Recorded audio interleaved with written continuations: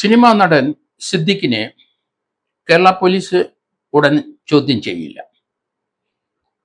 ഇക്കാര്യം ഞാൻ നേരത്തെ പറഞ്ഞിരുന്നു.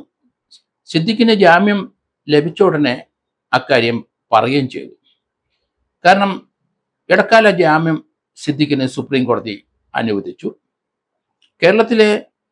കേരള ഹൈക്കോടതി ജാമ്യം നിഷേധിച്ചു. ആ ഓർഡർ വരുമ്പം തന്നെ സിദ്ദിഖ് മുങ്ങി.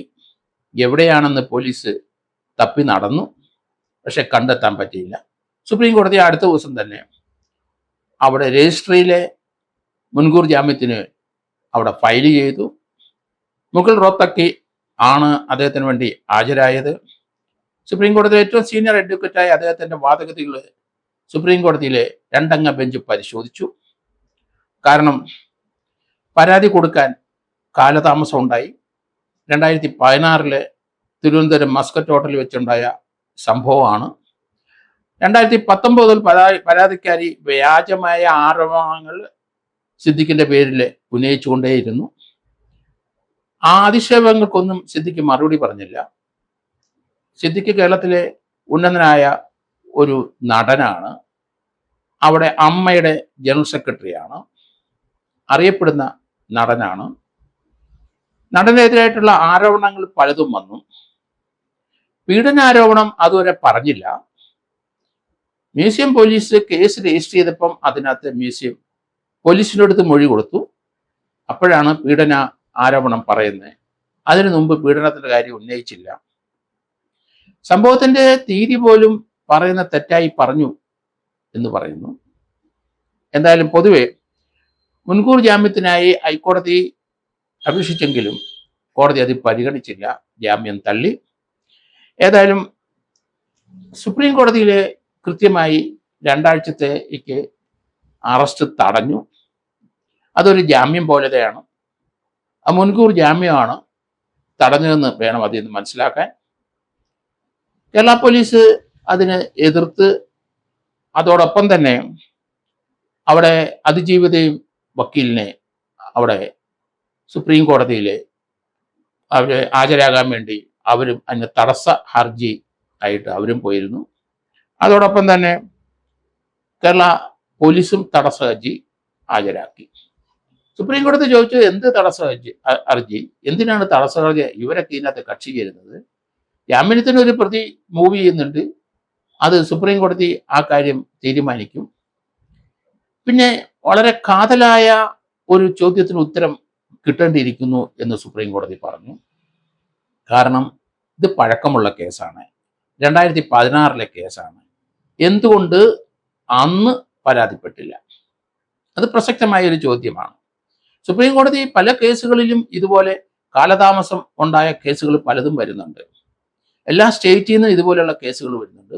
വളരെ വർഷങ്ങൾക്ക് ശേഷം ആണ് പരാതി കൊടുക്കുന്നത്. അത് കുറ്റം തന്നെ ആണെങ്കിലും ഈ കാലതാമസത്തിന്റെ കാരണം എന്ത് എന്ന് സുപ്രീം കോടതി ചോദിക്കുന്നു. അത് ഈ അതിജീവിതയുടെ കാര്യത്തിൽ എന്തുകൊണ്ട് പരാതിപ്പെട്ടിട്ടില്ല? അത് തന്നെയല്ല, അതിജീവിത 6-7 പേർക്കെതിരായി ഇതുപോലെയുള്ള പീഡന കേസുകൾ ഫയൽ ചെയ്തിരിക്കുന്നു. അതൊരു ഡിസഡ്വാൻറ്റേജ് ആകാനുള്ള സാധ്യത ഉണ്ടോ എന്നും സംശയമുണ്ട് എനിക്ക്. അതുപോലെ തന്നെ സുപ്രീം കോടതി ഈ കാലതാമസത്തിനും അവിടെ എക്സ്പ്ലെയിൻ ചെയ്ത് കൊടുത്തില്ലെങ്കിൽ, അത് പോലീസും അല്ലെങ്കിൽ അതിജീവിതയും അത് തൃപ്തികരമായ ഒരു എക്സ്പ്ലനേഷൻ കൊടുത്തില്ലെങ്കിൽ ജാമ്യം കൊടുത്തിരിക്കും.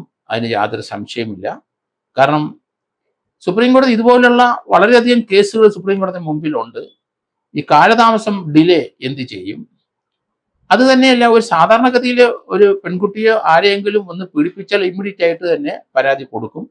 ഇല്ലെങ്കിൽ അത് സ്വല്പം താമസിച്ചാലും പരാതി കൊടുക്കും. 8 വർഷം കഴിഞ്ഞാണ് ഈ പരാതി രംഗത്ത് വന്നത്. ഹേമ കമ്മീഷനിൽ മുമ്പാകെ ഇതുപോലുള്ള സംഭവങ്ങൾ പല നടിമാരും പറഞ്ഞെങ്കിലും ഇപ്പം അത് പ്രൊസീഡ് ചെയ്യാനായിട്ട് പലരും തയ്യാറല്ല. അതിന്റെ കാരണം സിദ്ദിഖിന്റെ കേസ് തന്നെ. നടപടി ഉണ്ടാകില്ല, അല്ലെങ്കിൽ തങ്ങൾക്ക് നീതി ലഭിക്കില്ല എന്നൊരു തോന്നല്, ഒരു ഭയം, അങ്ങനെ ഉള്ളത് കൊണ്ടാണ് അവര് ഇതുവരെ പോലീസ് സ്റ്റേഷനിൽ പറയാത്തതെന്നും ഹേമ കമ്മീഷനിൽ പറഞ്ഞാൽ തങ്ങൾക്ക് ഭയപ്പെടേണ്ട എന്ന് പറഞ്ഞത്. പക്ഷെ അതൊരു കേസെടുക്കാനായിട്ട് ഒരു മൊഴി കൊടുക്കാൻ പോലീസിൽ പോകണമെന്ന് ഉദ്ദേശത്തോടെ അല്ല അത് പറഞ്ഞിരിക്കുന്നത്. തങ്ങൾക്കുണ്ടായ അനുഭവവും തിക്താനുഭവവും ഹേമ കമ്മീഷന്റെ മുമ്പിൽ അവതരിപ്പിക്കുക മാത്രമാണ് ചെയ്തത്. അത് പ്രൊസീഡ് ചെയ്യാൻ തയ്യാറല്ല. ഏകദേശം 10-20 ആൾക്കാരുടെ കോഗ്നിസബിൾ ഒഫൻസ് ഉണ്ട് എന്ന് ഹേമ കമ്മീഷൻ കണ്ടെത്തിയ അവരെ പലരെയും ബന്ധപ്പെട്ടപ്പം അവർ ഭയപ്പെട്ടിട്ട് ഇപ്പം പിന്മാറിക്കൊണ്ടിരിക്കുന്നു. പോലീസിന്റെ നടപടിയിലോട്ട് പോകാൻ അവർ തയ്യാറല്ല. അവർ ഹേമ കമ്മീഷനിൽ പോയി പറഞ്ഞെങ്കിലും ഒരു പോലീസ് കേസുമായിട്ട് പോകാൻ അവർക്ക് ഭയപ്പാടാണ്. അതുപോലെ ഇത്ര ഉന്നതരായ നടന്മാർക്കെതിരായിട്ട് പറയുമ്പം തിരിച്ചടി ഉണ്ടാവും എന്ന് ആ പാവങ്ങൾ പലരും കരുതുന്നു. ഇപ്പൊ അതുകൊണ്ട് ഹേമ കമ്മീഷനിൽ പറഞ്ഞിരിക്കുന്ന പലരും ഇപ്പം മുന്നോട്ട് വരുന്നേ ഇല്ല. കാരണം സിദ്ദിഖിന് ജാമ്യം 2 ആഴ്ചത്തേന് മുൻകൂർ ജാമ്യം കൊടുത്തു തന്നെയല്ല കാരണം. അതുകൊണ്ട് ഹേമ കമ്മീഷന്റെ അടിസ്ഥാനത്തിൽ രൂപീകരിച്ച സ്പെഷ്യൽ ഇൻവെസ്റ്റിഗേഷൻ ടീം SITയിലെ ഇപ്പോൾ അവരാകെ കേസെടുത്തിരിക്കുന്ന 2 മേക്കപ്പ് ആർട്ടിസ്റ്റുകൾക്കെതിരായിട്ടുള്ള കേസുകൾ മാത്രമേ വന്നിട്ടുള്ളൂ.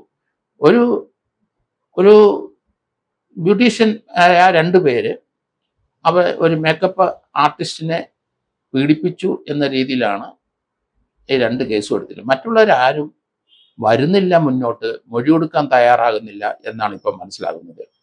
അതിന്റെ കാരണം സിദ്ദിഖിന്റെ മുൻകൂർ ജാമ്യം തന്നെ. പോലീസ് ഇതിനകത്ത് സിദ്ദിഖിന്റെ വിളിച്ചു വരുത്തുന്നത് അത്ര പന്തിയല്ല എന്ന് എനിക്ക് തോന്നുന്നു. കാരണം ദിലീപ് ഏതായാലും അല്പം പ്രായമുള്ള വ്യക്തിയാണ്. ഈ കേസ് ബന്ധപ്പെട്ട് നല്ല ടെൻഷനുള്ള ആളാണ്. അദ്ദേഹത്തിന്റെ ഫിസിക്കൽ കണ്ടീഷൻ എന്താണെന്ന് നമുക്ക് അറിയില്ല. ക്വസ്റ്റ്യൻ ചെയ്യുന്ന സമയത്ത് എന്തെങ്കിലും അദ്ദേഹത്തിന് ഒരു മോഹാത്സ്യമോ അല്ലെങ്കിൽ അദ്ദേഹത്തിന് ഏതെങ്കിലും ഒരു ബോധക്കേടോ അസ്വസ്ഥതയോ ഉണ്ടായാൽ തീർച്ചയായിട്ടും അതിന് പോലീസ് സമാധാനം പറയേണ്ടി വരും. അപ്പൊ അതിന് ക്വസ്റ്റ്യൻ ചെയ്യുന്നതിന് മുമ്പ് അദ്ദേഹത്തിന് ഒരു ഫിസിക്കൽ എക്സാമിനേഷൻ അല്ലെങ്കിൽ മെഡിക്കൽ എക്സാമിനേഷൻ നടത്തി ചോദ്യം ചെയ്യുന്നതായിരിക്കും നല്ലത്. ഒരു ഡോക്ടറുടെ സാന്നിധ്യവും അവിടെ ഉണ്ടാകുന്നത് നല്ലത് തന്നെ. കാരണം അതുപോലെ എന്തെങ്കിലും ഉണ്ടായിക്കഴിഞ്ഞാൽ സുപ്രീം കോടതി സമാധാനം പറയേണ്ടി വരും. അതുകൊണ്ട് പോലീസ് സുപ്രീം കോടതിയിലെ ഫൈനൽ തീരുമാനം വരെ ഈ കേസിനകത്ത് വെയിറ്റ് ചെയ്യുന്നതായിരിക്കും ഉചിതമെന്ന് ഞാൻ നേരത്തെ അത് തന്നെയാണ് പറഞ്ഞുകൊണ്ടിരിക്കുന്നത്. ഇപ്പോഴും അത് തന്നെ പറയുന്നു. കാരണം പോലീസ് അത് സൂക്ഷിക്കണം. കാരണം ആ നടന്റെ ശാരീരിക അസ്വസ്ഥതകൾ എന്തൊക്കെയാണെന്ന് നമുക്കറിയില്ല. അത് 60 വയസ്സ് കഴിഞ്ഞ വ്യക്തിയാണെന്ന് എനിക്ക് തോന്നുന്നു. അതുകൊണ്ട് അദ്ദേഹം കുറച്ചധികം അദ്ദേഹത്തിൻ്റെ ഒരു കുട്ടി മരിച്ചു, അത് വലിയൊരു ഷോക്കുണ്ടായി. രണ്ടാമത് ഈ കേസ് രജിസ്റ്റർ ചെയ്തപ്പോൾ അദ്ദേഹം തളർന്നുപോയി. അദ്ദേഹത്തിന്റെ മകൻ സുപ്രീം കോടതിയിൽ പോയി അദ്ദേഹത്തിന്റെ ജാമ്യത്തിന് വേണ്ടി അവിടെ പോയി നിൽക്കുന്ന കാഴ്ചയൊക്കെ നമ്മൾ കണ്ടു. അതുകൊണ്ട് ഇതിനകത്ത് പോലീസ് പരിക്കേൽക്കാതിരിക്കണമെങ്കിൽ സുപ്രീം കോടതിയുടെ ഫൈനൽ തീരുമാനം വരട്ടെ. അതിനുശേഷം ജാമ്യം കൊടുക്കട്ടെ. അതിനുശേഷം ക്വസ്റ്റ്യൻ ചെയ്യുക.